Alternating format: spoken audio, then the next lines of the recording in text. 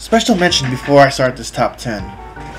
While I do not think Freddy's fatalities are bad per se, it's just unoriginal and it leaves out so much potential on what they could have done with Freddy. I mean, the MK team really got lazy with Freddy's fatalities. Also, I will not put Liu Kang's roundhouse kick fatality on this list even though it is universally hated. This was supposed to show that Liu Kang is the only character in Mortal Kombat that does not kill, and only due to fan complaints that they actually gave Liu Kang fatalities, which I think is really out of character.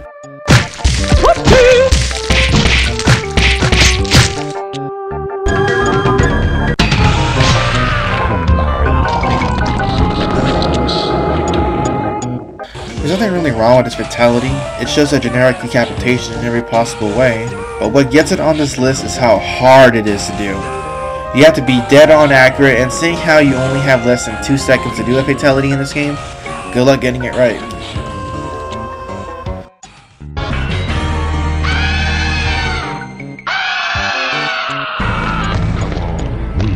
Aside from the fact that people have seen Cabal's face and not died from looking at it, it is a serious insult to burn victims around the world. I don't have too much to say about it, but this is the result of doing the fire challenge scenes.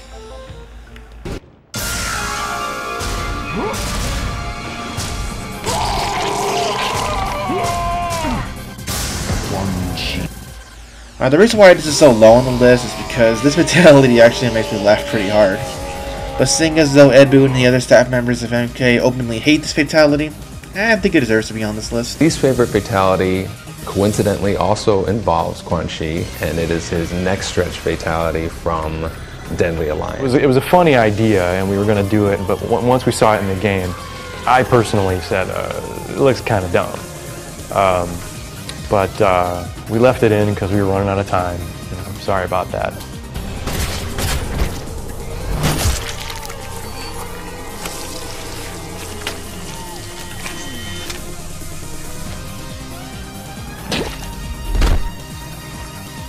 Now, there may be worse fatalities in the new game, but this is so far a pretty lame one in my honest opinion. She just shoots them in the kneecaps and in the head. That's it. Striker's fatality looks so much better than this. Plus, it's impossible for a bubble gun to expand like that. Blood would either push the gum out or the gum would seal the wound.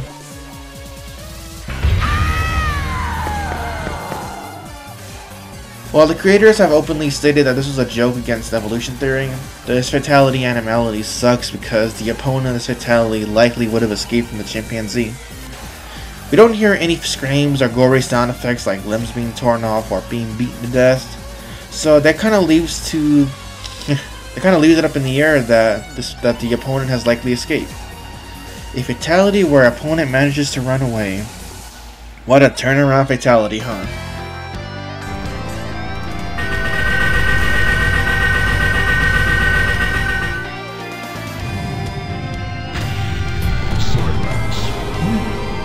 The point of performing a fatality is to rub it in on the loser's face, but the right to brag sort of ends when the fatality you perform actually kills you as well, so in the end, no one wins. Oh, and speaking of self-destruction,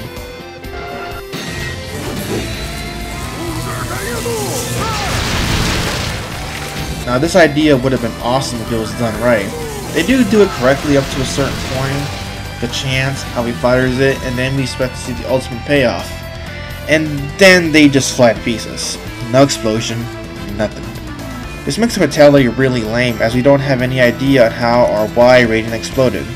What's worse is that his Harakiri is the same thing, except the opponent doesn't die and there's still no explosion. Talk about pathetic. Finish him.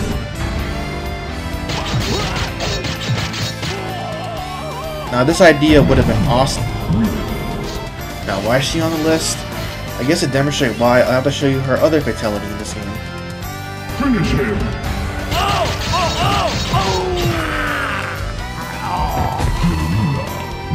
Does anyone see the difference? That's why she's on the list. She already has it as a first fatality. Now I know they were limited back then, but seeing as how they were reusing fatalities from old games, it would have been better to use Melina's stabbing fatality.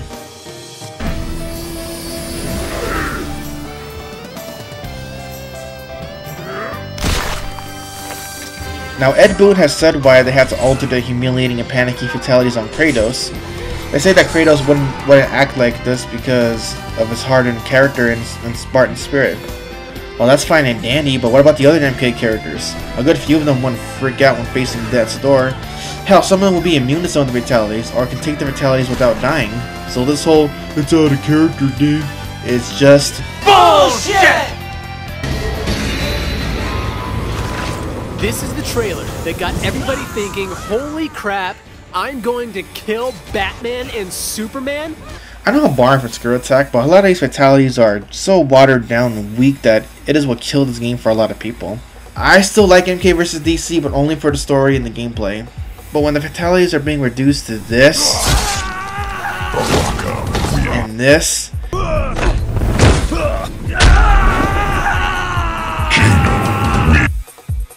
then yeah, it deserves to be #1.